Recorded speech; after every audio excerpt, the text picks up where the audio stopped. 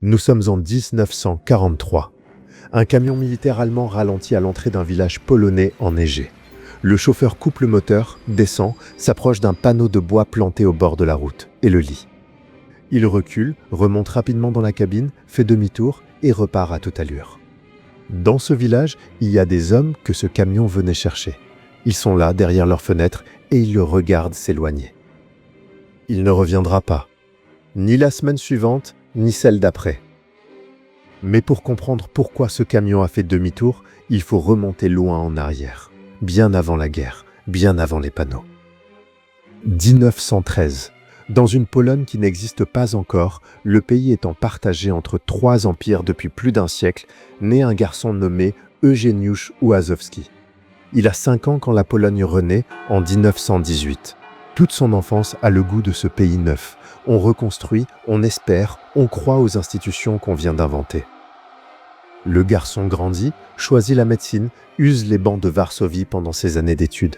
Et il faut imaginer ce que ça représente alors. Dans cette Pologne jeune, être médecin, c'est être quelqu'un. Une blouse, un serment et posséder un savoir qui soigne.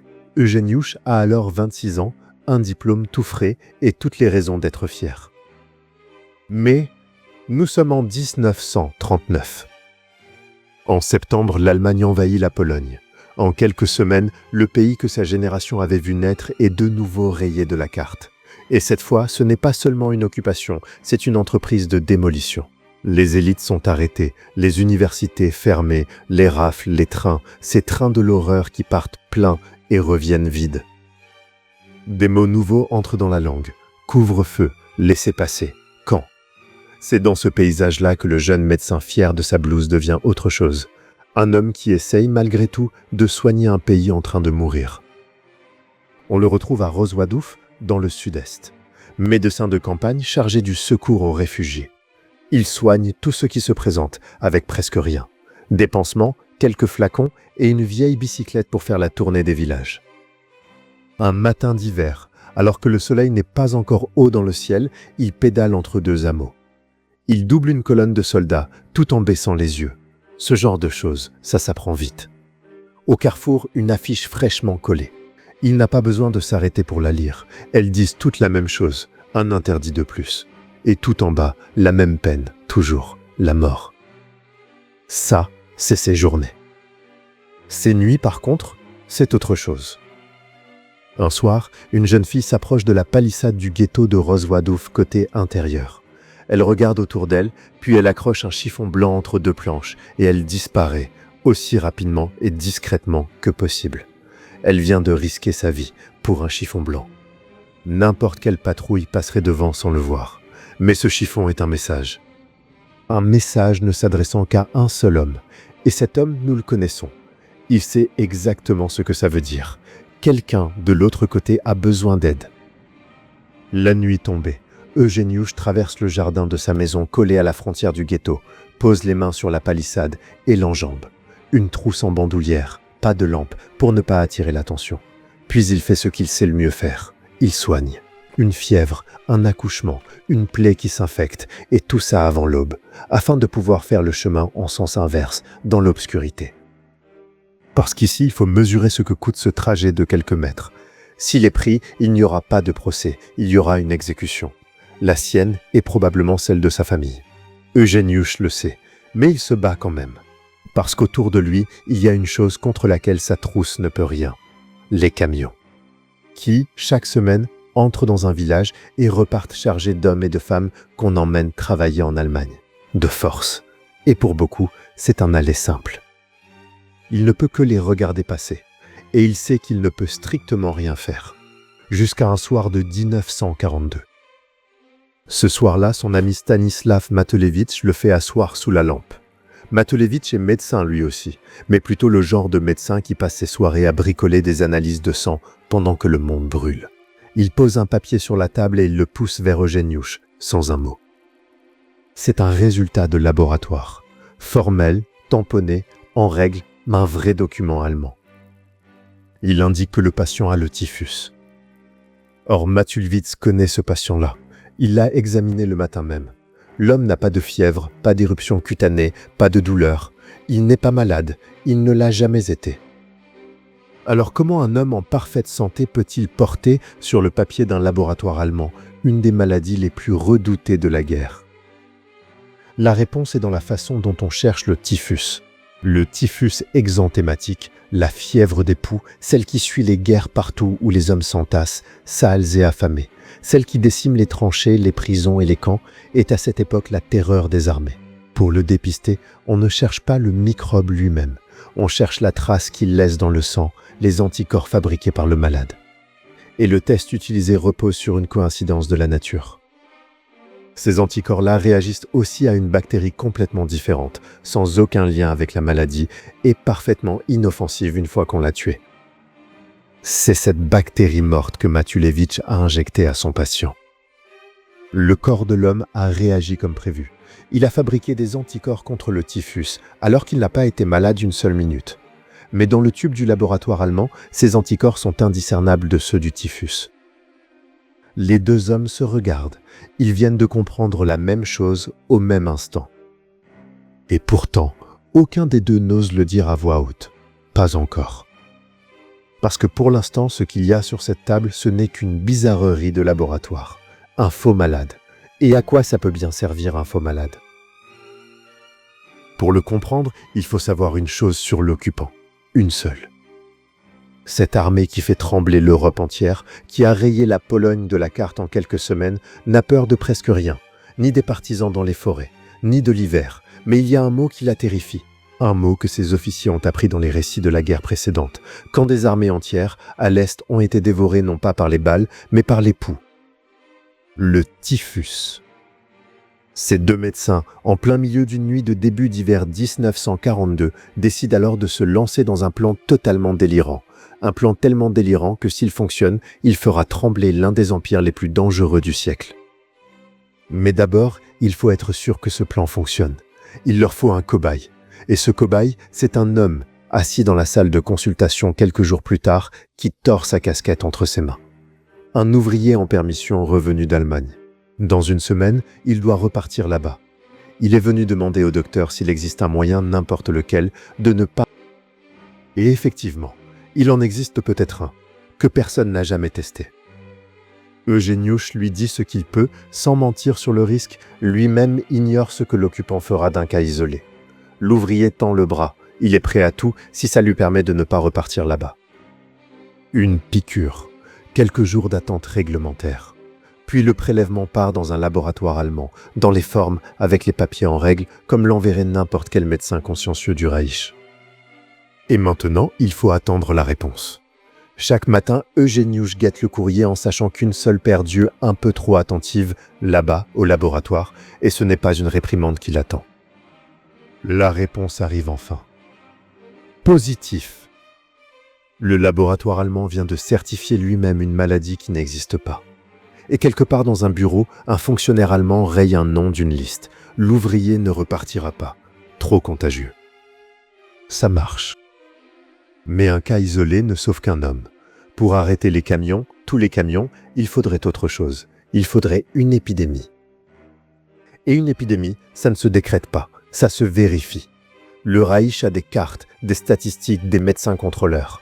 Si ces deux hommes veulent mentir à cette machine, il va falloir mentir à la perfection. Alors ils construisent leur épidémie comme la nature l'aurait fait. La géographie d'abord. Une vraie épidémie ne tombe pas du ciel. Elle avance de proche en proche, elle suit les routes, les marchés, les familles. Eux font pareil. Les injections progressent village par village, dans un ordre qui ressemble à une contagion. Le calendrier, ensuite. Le typhus est une maladie d'hiver. Les poux prospèrent quand on s'entasse dans les maisons mal chauffées. Une flambée en plein été ferait froncer des sourcils. Alors leur courbe monte en hiver et redescend en été, exactement comme dans les manuels. Les proportions, enfin. Trop de cas d'un coup et Berlin envoie une commission. Trop peu et le secteur reste ouvert aux camions. Ils visent la bande étroite entre les deux, assez pour effrayer, jamais assez pour intriguer. Et puis il y a la règle la plus lourde de toutes, le secret. Les patients ne savent pas, l'ouvrier à la casquette ne saura jamais ce qu'on lui a injecté. Les centaines de personnes qui suivront non plus. Elles croiront avoir eu de la chance, simplement. C'est cruel mais c'est vital. Un secret partagé par 200 personnes n'est plus un secret, c'est une rumeur. Et une rumeur, dans un pays occupé, finit toujours par arriver à la mauvaise oreille. Semaine après semaine, les rapports partent. Les analyses positives s'accumulent dans les registres allemands et la machine administrative du Reich réagit exactement comme sa doctrine le lui commande. La zone est déclarée contaminée. Les panneaux sont plantés aux entrées des villages, ces fameux panneaux de bois. Les convois sont détournés. Les patrouilles espacent leurs visites, puis cessent de venir. Zone d'épidémie. Entrée interdite. Et les camions font demi-tour. Pendant des mois, cela tient. 12 villages vivent sous la protection d'une maladie que personne n'a. Les hommes restent dans les fermes, les familles restent entières. Mais c'est précisément ce calme qui va devenir le plus grand danger.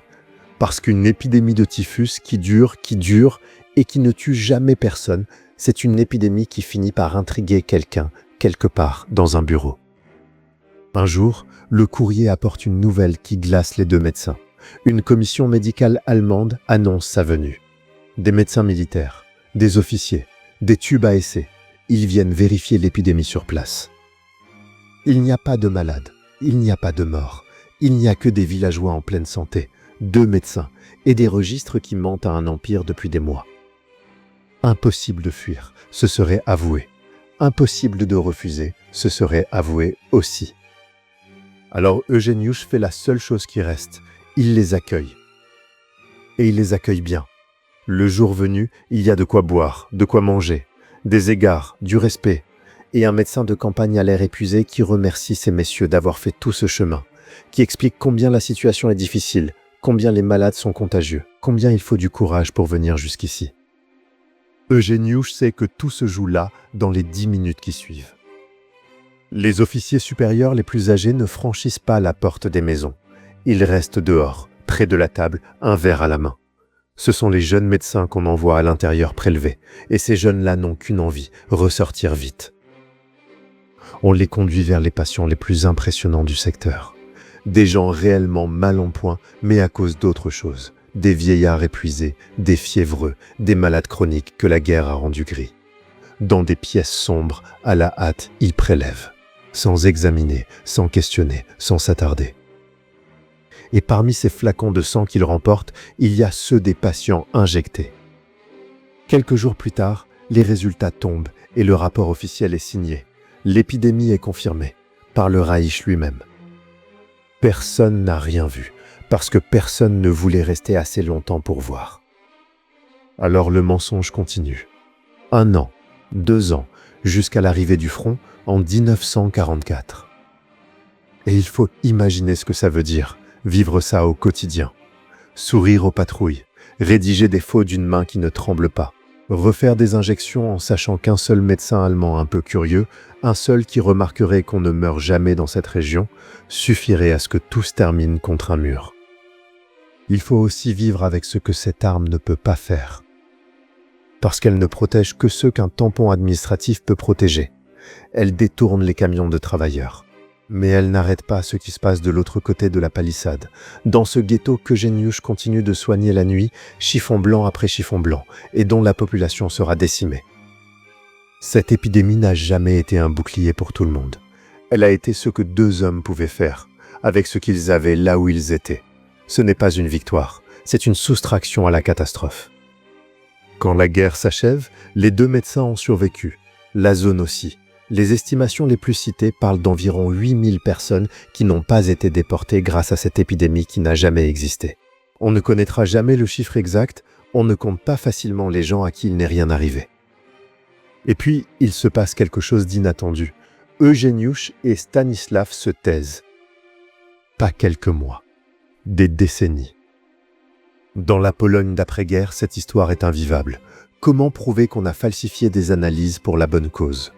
Comment expliquer qu'on a rassuré l'administration allemande, qu'on lui a envoyé des rapports, qu'on a trinqué avec ses officiers pour la tromper ? Un homme qui raconterait ça risque moins la médaille que le soupçon. Eugeniusz quitte la Pologne à la fin des années 50. Il refait sa vie aux États-Unis, devient professeur de pédiatrie, soigne des enfants pendant 20 ans. Ses collègues américains connaissent un médecin aimable, un peu réservé, avec un accent. Ce n'est qu'en 1977 qu'il raconte enfin dans une revue médicale, avec la sécheresse d'un compte-rendu clinique.